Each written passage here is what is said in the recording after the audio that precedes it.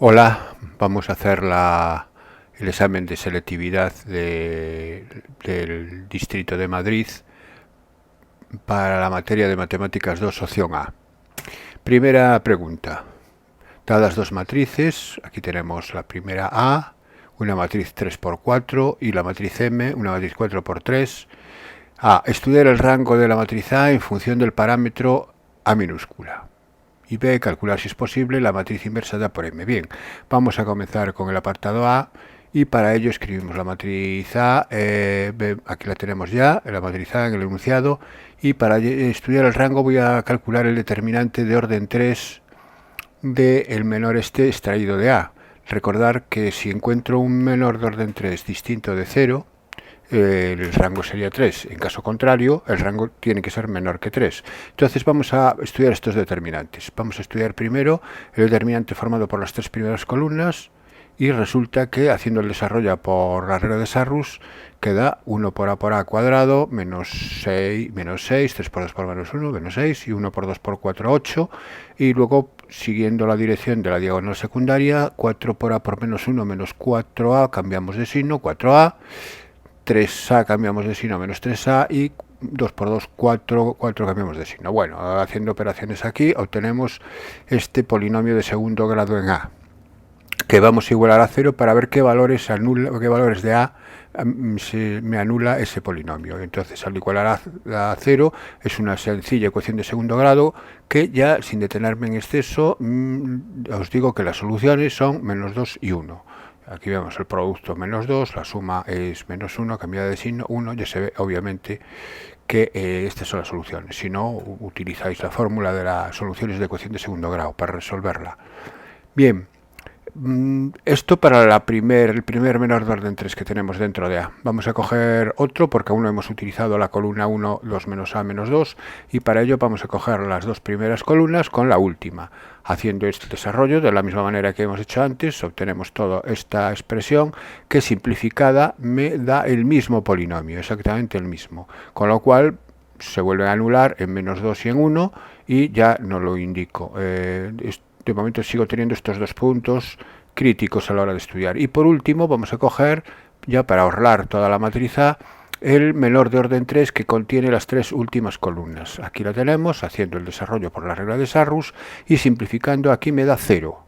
Es decir, que el determinante que estoy desarrollando aquí vale 0 independientemente del valor de A, porque no, la A va desapareciendo por simplificación. Bien, pues entonces ya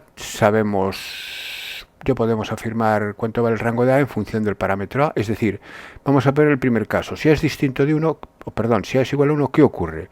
Bien, si A es igual a 1, este determinante da 0, el segundo da 0 y el tercero da 0. Por lo tanto, el rango no puede ser 3, tiene que ser menor que 3. Es 2. Para que el rango sea 2 tiene que haber un menor de orden 2 distinto de 0. Y existe. Sí, porque si A vale 1, me voy a la matriz A y tengo 1, 3, 1, 1, por ejemplo, ¿no? En el caso que A valga 1.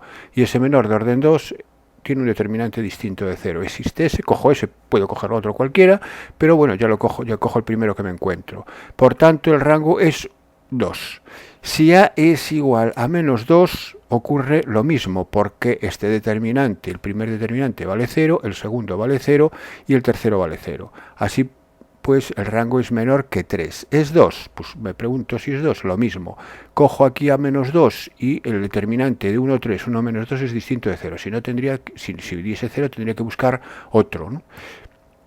Bien, entonces ya tengo. ¿Y qué ocurre? ¿Cuál sería el tercer caso? El tercer caso que fuese un valor que no fuese ni 1 ni menos 2. Es decir, si A es distinto de 1 y A distinto de menos 2. Entonces en ese caso tendremos, si bien este es 0, este determinante es 0, cualquiera de estos dos es distinto de 0 y por lo tanto, como para que el rango sea 3 tengo que encontrar uno, con que encuentre uno cuyo determinante sea distinto de 0 no sea nulo, pues cualquiera de ellos me vale. Así que el rango es 3.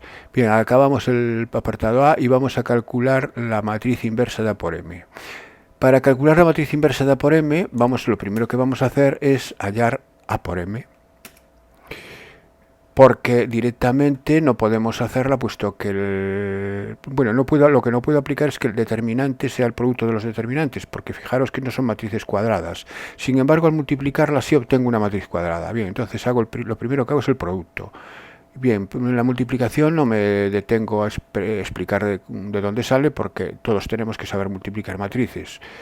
Bien, una vez que ya tengo la matriz A por M, sé que para que tenga inversa, el determinante tiene que ser distinto de 0. Hacemos el determinante y ahora, como sí es una matriz cuadrada, ya aplico la regla de Sarrus, hago el desarrollo por la regla de Sarrus y obtengo A cuadrado más A menos 2, que es, si recordáis, en el apartado A era el polinomio que nos daba en el desarrollo de ciertos determinantes, y veíamos que se anulaban para A igual a 1 y A igual a menos 2.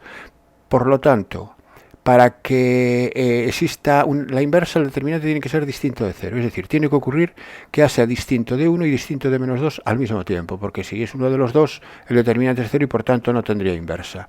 Así pues, tengo que calcular la inversa en función de A, porque A puede tomar infinitos valores. La única condición es que no sean ni 1 ni menos 2. ¿Cómo se hace la inversa? Bueno, voy a aplicar la fórmula de que la inversa es la traspuesta de la adjunta partido por el determinante.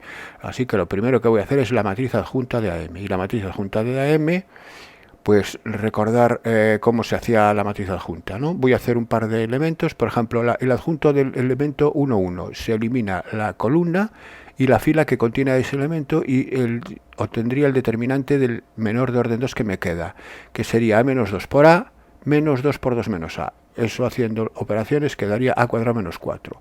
Bien, y así sucesivamente con todos los demás, teniendo en cuenta que el signo del adjunto cambia cuando el elemento del que estemos calculando el adjunto está en una posición cuya fila y cuya columna sume impar. Y se conserva el signo del adjunto cuando suman par. Eso hay que tenerlo en cuenta, repasar bien el adjunto de una matriz. A continuación hacemos la traspuesta, y la traspuesta es sencillamente cambiar lo que son filas por columnas, o si queréis, lo que son columnas por filas. Bien, aquí no tiene mayor explicación que esa.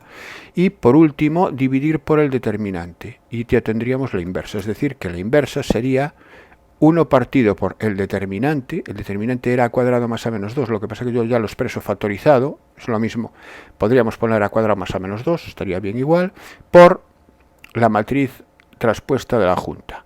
Bien, hay quien le divide a todos los elementos por los 9 elementos de la matriz. Aquí, por una comodidad de notación, la expreso de esta manera, es mucho más sencillo. Bien, deciros que lo he comprobado para A igual a 0, ¿sí? y funciona, es decir, que no creo que haya ningún error en estos cálculos. Así queda calculada, entonces queda resuelto el apartado B. Vamos con el siguiente ejercicio. Ejercicio de análisis. Dada la función logaritmo neperiano de x partido por x, definida sobre los positivos, x mayor que 0, calcula si existe asíntota horizontal. Bien, como está definida sobre los positivos, tengo que calcular el límite cuando x tiende a más infinito de la función, porque claro, hacia menos infinito no me interesa en absoluto lo que hay, porque, repito, está definida aquí para x mayor que 0. Entonces, el límite cuando x tiende a infinito de la función, para ver si hay asíntota horizontal, me queda logaritmo de más infinito, que sería más infinito partido por más infinito. Entonces me queda una indeterminación del tipo infinito partido por infinito. ¿Cómo se resuelve? Bien, por la regla del L'Hopital. La regla del L'Hopital me dice que el límite del cociente es el límite de la derivada del numerador entre la derivada del denominador. Es decir, 1 partido por x, que sería la derivada del logaritmo de x, partido por 1, que es la derivada de x.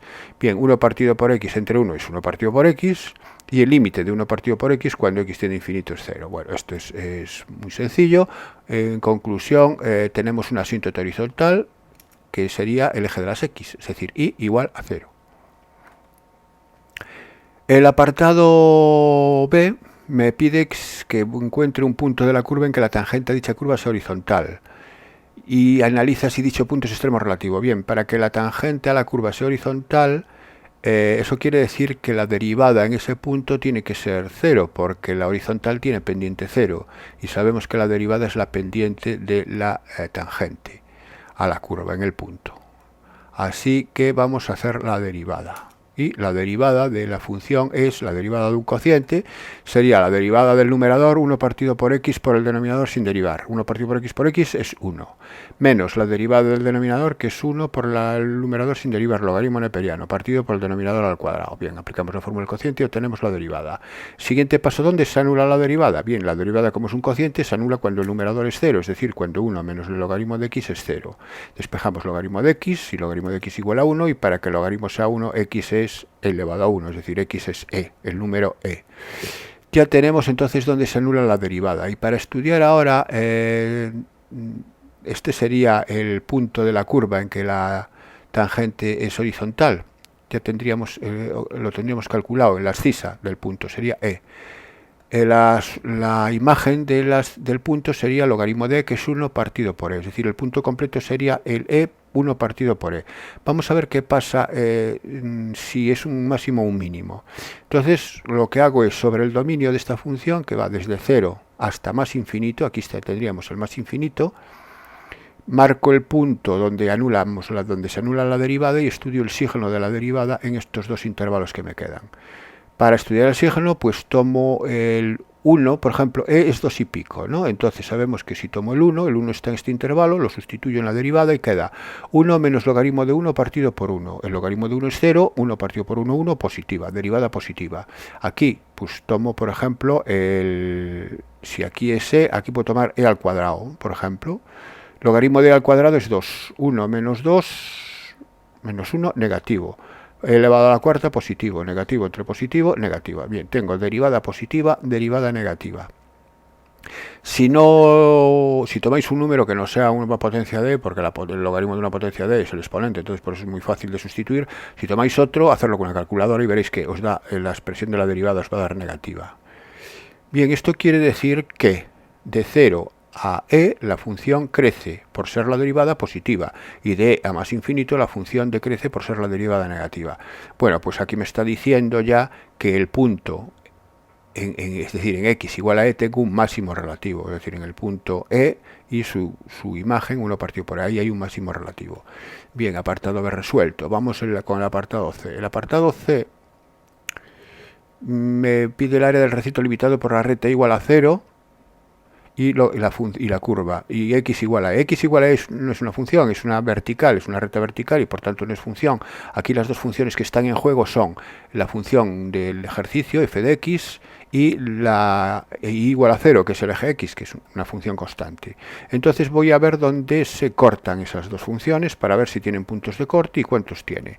Bien, y para ver dónde se cortan, igualo ambas expresiones, y logaritmo de x sería igual a 0, y por tanto x es igual a 1. Si el logaritmo de x es 0, x es elevado a 0, que es 1. Se anula en x igual a 1. Por tanto, estas dos curvas se cortan en x igual a 1. Solo tiene un punto de corte. Entonces yo hago un esquema, como no me dicen que las dibuje, ni tengo que dibujar esta, porque para dibujar esta curva tendría que calcular más apartados. Pues hago lo siguiente, como son dos curvas, hago una y otra que se cortan en un punto. Aquí estarían representadas de esta forma. Independientemente de que una de ellas sea una recta, etcétera, ¿no? Esto es simbólico, ¿eh? Estoy representando las curvas. Se cortan en el punto 1. Este sería el punto x igual a 1. Por otra parte, tengo que en juego la recta vertical x igual a e. Como es 2 y pico, la recta está a la derecha. Del 1 está aquí. Esta sería la recta. Y esto me genera un recinto cerrado, que sería esta especie de triángulo curvilíneo. Ya repito, esto no tiene ninguna semejanza con el área real, pero sí es simbólico y me va a permitir averiguar lo que yo quiero. Y por tanto, yo sé que el área definida entre dos curvas es la integral entre los puntos extremos del área, que en este caso es desde 1 hasta e. El punto más extremo sería x igual a 1 y el derecho sería x igual a e, de la que está por encima menos la que está por debajo. Ahora el problema es, si yo no sé cuál está por encima y cuál está por debajo, a la hora de restar tomo el valor absoluto y arreglado. Pero yo aquí puedo saberlo, ¿eh? Puedo saberlo, y cómo. Entre 1 y e tengo el número 2 y sustituyo por 2 en las dos funciones y veo cuál es el mayor. Si sustituyo por 2 en esta, sería logaritmo de 2 partido por 2, eso es positivo. Y aquí al sustituir por 0 es 0. Por tanto, la que está por encima es la función logaritmo neperiano de x partido por x. Esto quiere decir que lo que yo estoy buscando es la integral entre 1 y e de la que está por encima, logaritmo de x partido por x, menos la que está por debajo, que en este caso es 0. Me quedaría así. Repito, si no lo supiera, pues pondría valor absoluto, y si me da negativo, el resultado final es positivo, que es el valor del área. Bien, ¿y cómo resuelvo esta integral? Bien, pues muy fácil. Esto es un cambio de variable, llamándole el logaritmo de x, llamándole t, derivando respecto de t y derivando respecto de x. Queda que la integral del logaritmo de x partido por x es logaritmo de x, le llamamos t. T partido por x sería t partido por x, x de t. Las x se van y me queda integral de t diferencial de t. La integral de t diferencial de t en t es t al cuadrado partido por 2. Que deshaciendo el cambio de variable, t ahora es era el logaritmo neperiano de x al cuadrado partido por 2. Ya tengo resuelta la integral. Como yo lo que estoy calculando es una integral definida, pues la integral definida es el valor de la integral entre 1 y e. Aplicamos la regla de Barrow, que es sustituir la e en la expresión. Logaritmo al cuadrado de e es 1 al cuadrado, es 1, un medio, 1 partido por 2 menos, logaritmo al cuadrado de 1, logaritmo de 1 es 0, menos 0. Entonces quedaría un medio de un cuadrado. Bien, ya tengo el área que me piden en el apartado C. Ejercicio número 3. Ejercicio de geometría. Me dan la recta R expresada en ecuaciones continuas, la recta S que pasa por el punto 2, menos 5, 1 y el vector director es el menos 1, 0, menos 1, y me piden la posición relativa de dos rectas. Bien, para estudiar la posición relativa de dos rectas, lo primero que tengo que estudiar es cómo son sus vectores, si son dependientes o independientes. Entonces, si son dependientes, sabríamos que son o paralelas o coincidentes. Y si son independientes, o se cortan, son secantes, o se cruzan. Así que, dependiendo de eso, ya podemos descartar dos casos. Vamos a estudiar el vector director, de R es el 2 menos 2, 1, que son los denominadores de las expresiones continuas. Tener cuidado porque un fallo muy frecuente es considerar 0 en la tercera componente aquí. 2 menos 2, 0, no es 0, esto está dividiendo por 1. Recordar que por 0 no podemos dividir. Bien, y entonces el vector director de S, ya me lo da el enunciado del problema directamente, menos 1, 0, menos 1. Para estudiar su dependencia, bueno, en el caso de dos vectores, para estudiar la dependencia es casi a ojo, se ve. Es decir, si uno es múltiplo del otro, pues serían dependientes. En este caso es evidente que no lo son, porque menos 1 por menos 2 es 2, pero 0 por menos 2 ya no me da menos 2. Entonces ya no hay una relación de proporcionalidad entre ambos. Pero de todos modos podemos estudiarlo por el rango. El rango de estos dos vectores es el número de máximo de vectores linealmente independientes. Y el rango de esta matriz, fijaros que este menor de orden 2 es distinto de 0, su determinante. Entonces el rango es 2.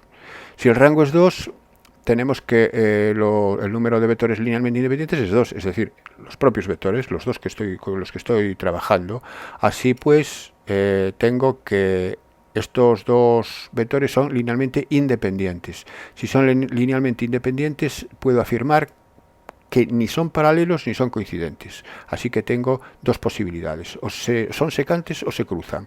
Y para discernir cuál de los dos casos es, hago lo siguiente. Ahora cojo un punto de la recta R, 1, 3, 0, y un punto de la recta S, que es el 2, menos 5, 1, y calculo el vector que los une. El vector es PQ es 2 menos 1, menos 5 menos 3, 1 menos 0. Bien, 1, 8 menos 1. Y amplío esta matriz con este vector y estudio su rango. Entonces estudio el rango de esta matriz. Para estudiar el rango de esta matriz tengo que estudiar el determinante para ver si es 0 es distinto de 0. Y su determinante me da menos 4, que es distinto de 0. Si me da distinto de 0, el rango es 3. Y si es 3, para no tener que memorizar la casuística, recordar que si el rango en el caso de los sistemas de ecuaciones lineales, cuando teníamos rango de matriz principal distinto del rango de la ampliada, aquí hay una matriz principal y una ampliada, pensarlo de esa manera, son distintos, el sistema es incompatible. Si el sistema es incompatible, quiere decir que no hay soluciones comunes. Si no hay soluciones comunes, estoy con dos rectas, quiere decir que las dos rectas no se cortan en ningún punto, no tienen puntos comunes. Conclusión, las rectas se cruzan. Las rectas se cruzan, no tienen puntos en común.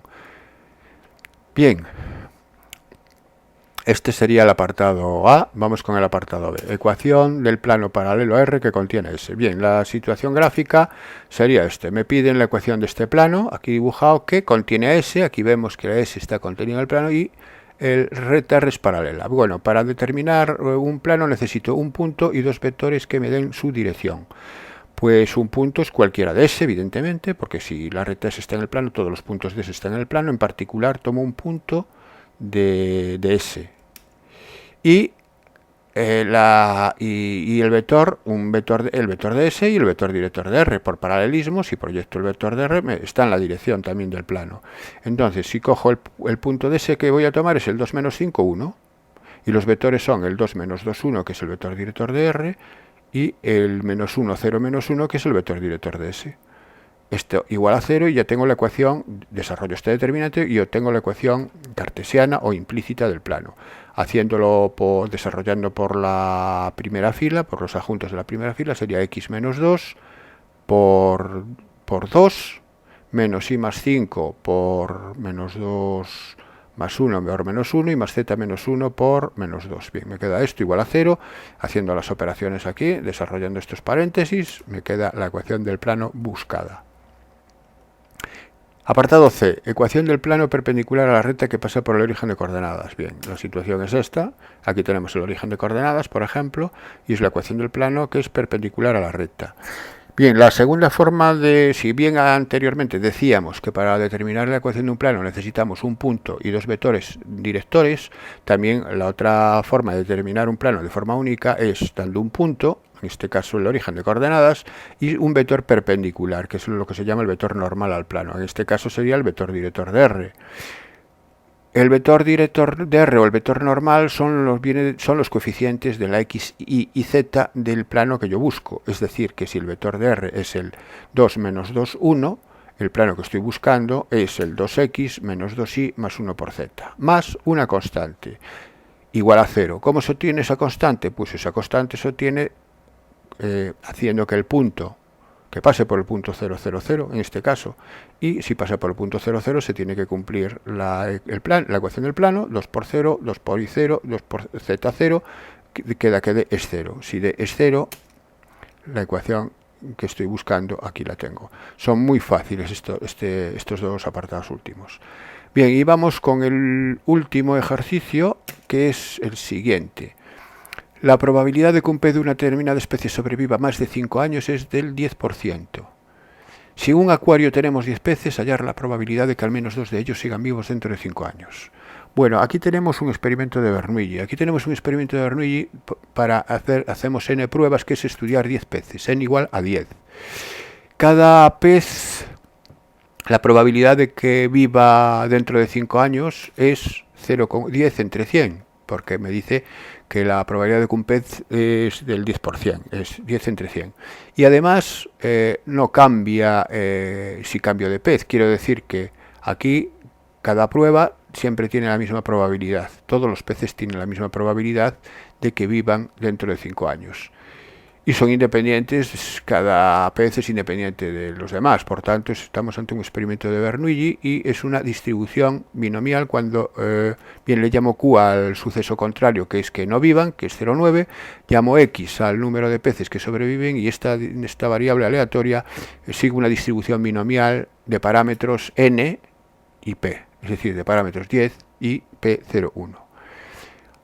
Bien, pues si ya la tengo identificada como una distribución binomial, lo que tengo que hacer ahora es calcular lo que me piden, que es la probabilidad de que al menos 2 de ellos sigan vivos dentro de 5 años. Eso es la probabilidad de que x sea mayor o igual que 2, o sea, por lo menos 2. X mayor o igual que 2.